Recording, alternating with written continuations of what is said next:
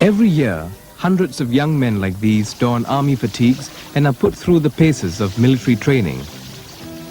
For 2.5 years, they will learn what it's like to be a soldier.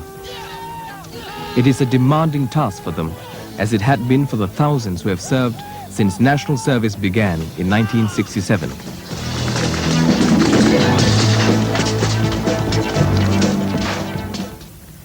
On the 21st of February 1967, 2 years after independence, the Prime Minister told a youthful nation that it had to start thinking of defending itself. If you who are growing up do not understand that you've got to defend this, then I say, in the end we will lose. Other people will come, smack you down, take it over.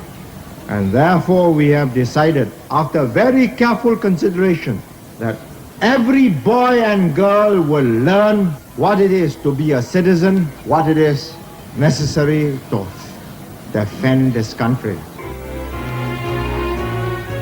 The National Service Bill was introduced 1 week later in Parliament on the 27th of February 1967. But some felt that Singapore was too small to defend itself and that spending on defense would only be a waste of time and money. The Minister for the Interior and Defence, Dr. Goh Keng Swee, warned that small states without the capability to maintain internal security and to deter external aggression would find themselves in serious trouble. Before national service started, there were only 2 regular infantry battalions, the 1st and 2nd Singapore Infantry Regiments. This, together with a small volunteer corps, the People's Defence Force, made up of civil servants, mostly in their 30s, were all we had.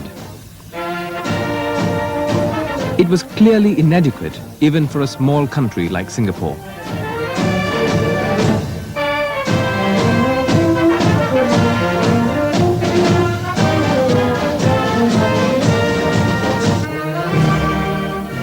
Also, the British forces on whom Singaporeans relied for defence had already made clear their intention to withdraw from the region.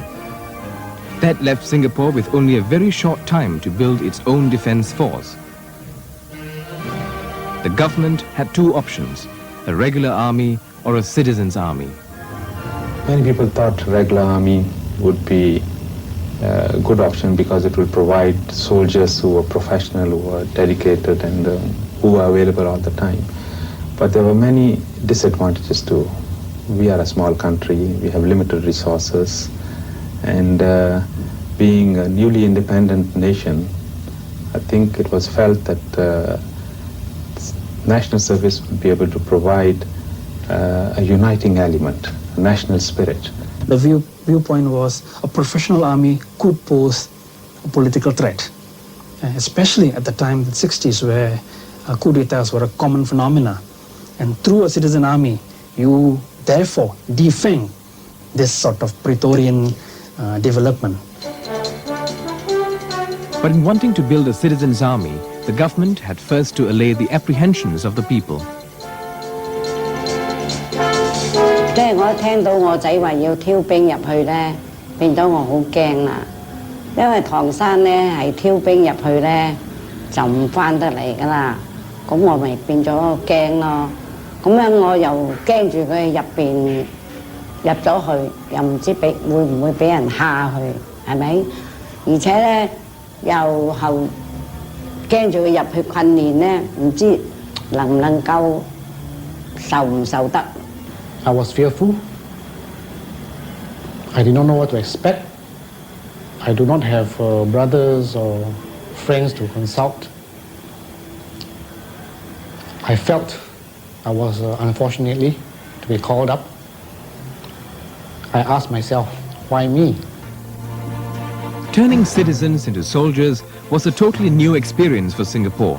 The political leadership had to explain the need for national service and reassure parents that their sons would be looked after. At sending off dinners in every constituency, recruits were given medals for being the first batch of national servicemen. It was crucial that the people's support was won. Without that, there could be no citizens' army. So against the backdrop of reassurance and initial apprehension, National Service Days began. Not all were sent into the army. Some 4,000 young men of the first batch served instead in the Special Constabulary, the Vigilante Corps, or the People's Defence Force. They were given the responsibility of keeping the streets safe and maintaining law and order.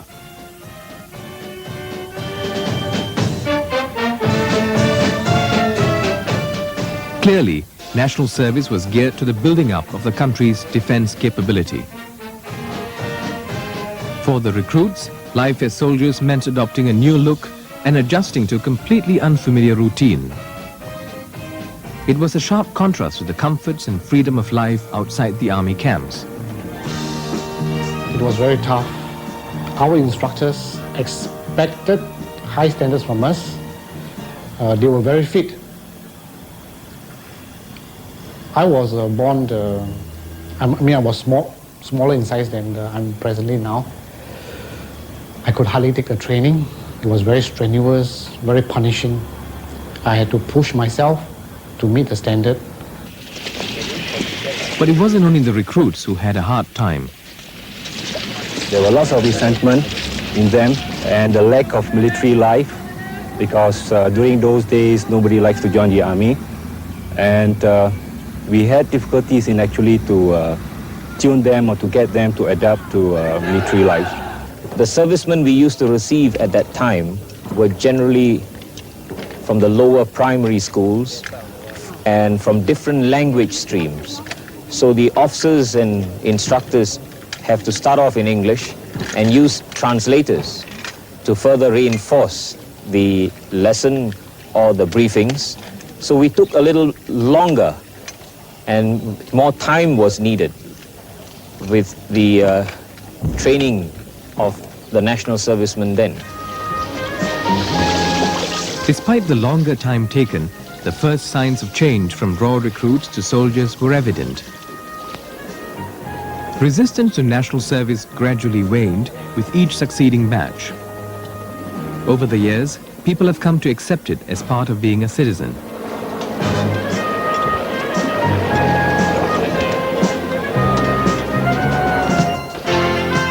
Today, 21 years later, national servicemen both in the reserves and active units have filled up the ranks of the Singapore Armed Forces, making it a credible defence force.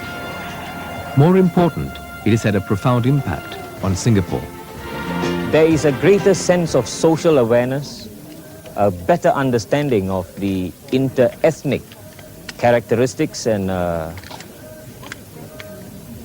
through national service, I believe that we have achieved a better sense of nationhood.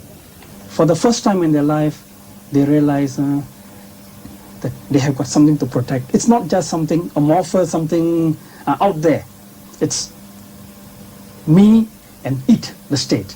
And I think this process is significant and it has a lasting, lingering impact.